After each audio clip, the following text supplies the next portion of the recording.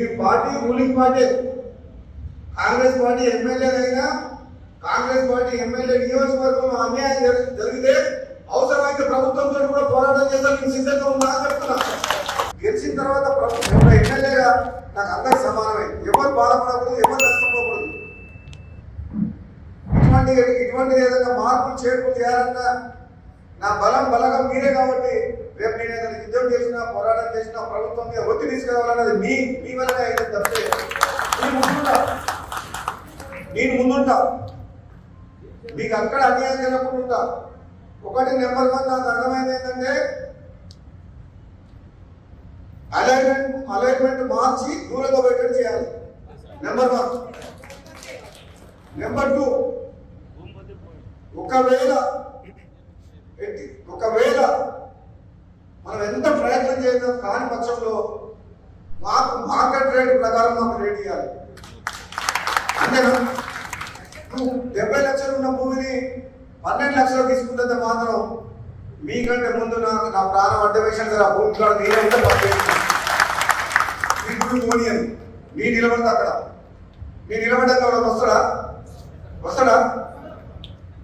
నేను అడ్డ వేసైనా సరే మీకు అన్యాయం జరుగుతుంటే మాత్రం నేను మాత్రం మీకోసం తప్పనిసరి పరిస్థితుల్లో భూసేకరణ భూములు అలైన్మెంట్ మార్చాలి. ఏమంటే మాత్రం మార్కెట్ రేట్తో సమానంగా ఈ పేదల భూమి అయితే ఎవరి భూములు అంత రేటు కట్టిస్తే మీరు ఏ గవర్నమెంట్ ఏ రూల్ పెట్టుకుంటారో ఈ ల్యాండ్ ఎక్వేషన్ రూల్ ఏం మార్చుకుంటారో కానీ వీళ్ళకి మాత్రం అన్యాయం చేయకుండా ఉండేంతవరకు మాత్రం మీరు అందరం కలిసి మనం పోరాటం చేస్తాం.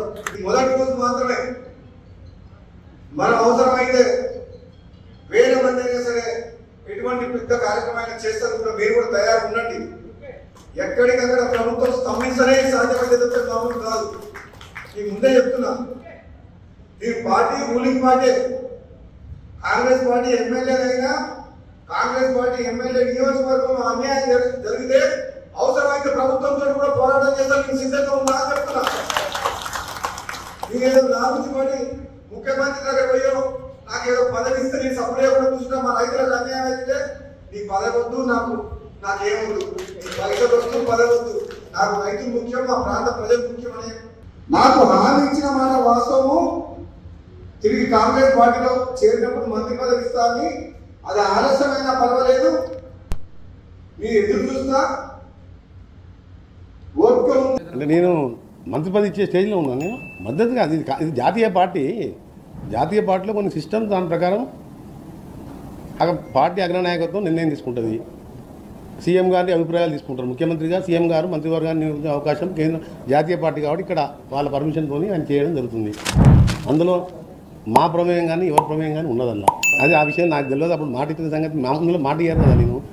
నేను ఇప్పుడు వాళ్ళు మాట ఇస్తే సంతోషమే, ఇస్తే సంతోషపడతాం. కానీ కేంద్రంలో అల్టిమేట్గా హైకమాండ్ సీఎం గారు కోసం నిర్ణయించే అంశాన్ని నన్ను అడగడం కూడా మీరు తప్పు. నా చేతి లేని విషయాన్ని అడిగితే నేనేం చెప్పలేను. అందుకనే మీరు ఇప్పుడు ఒక పార్టీ రీజనల్ పార్టీ 10 ఏళ్ళు అధికారంలో ఉండి దళితులు ముఖ్యమంత్రి చేస్తా, మెడ తీసేసుకుంటా, డబుల్ బెడ్రూమ్ కడతా అని చెప్పి ముక్కలయ్యి అన్నా చెల్లెలు రోడ్డు మీద పడి కొట్టుకుంటుంటే ఆ ప్రశ్నలు అడిగితే దానికి ఏమైనా మనం సమాధానం చెప్పొచ్చు. ఎందుకంటే అది రీజనల్ పార్టీ కాబట్టి. ఈ జాతీయ పార్టీలో నేను ఒక మంత్రివర్గ సభ్యుని senior one of the senior member అనుకోండి. 6 టైం గెలిచిన దాంట్లో కాంగ్రెస్ పార్టీలో నేను ఉత్తమ్ కుమార్ రెడ్డి గారు 6 టైమ్స్, ఆయన మధ్యలో 3 నెలలు ఎక్స్ట్రా 7th టైం గెలిచాను. నేను 6 టైం గెలిచాను. నేను ఆర్గనైజేషన్లో ఎన్ఎస్పీ యూత్ కాంగ్రెస్కి వెళ్ళి ఉన్నా.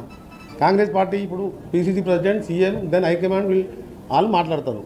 మీరు రాష్ట్రంలో జరిగే పరిస్థితులు ఏమైనా అడుగుతుంటే ఇది ఫస్ట్ మీరు నా ప్రియారిటీ ఐటమ్ నాది నేషనల్ లెవెల్, ఈరోజు అన్నీ నేను ఆయనతో అప్రూవ్ చేయించుకున్నాను. అందుకు కాదు వాళ్ళక్కడ రాష్ట్రంలో ఒక గంభీరమైన అవినీతి బయటపడ్డది.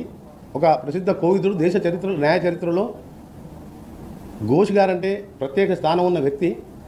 సుప్రీంకోర్టు జడ్జిగా, హైకోర్టు జడ్జి వెస్ట్ బెంగాల్లో, ఆంధ్రప్రదేశ్ ఉమ్మడి రాష్ట్ర చీఫ్ జస్టిస్గా, లోక్పాల్ మొదటిగా కమిటీ హెడ్గా వారు ఇచ్చిన జడ్జిమెంట్స్ కానీ ఎక్కడ కూడా విమర్శించే స్థాయిలోని వ్యక్తి.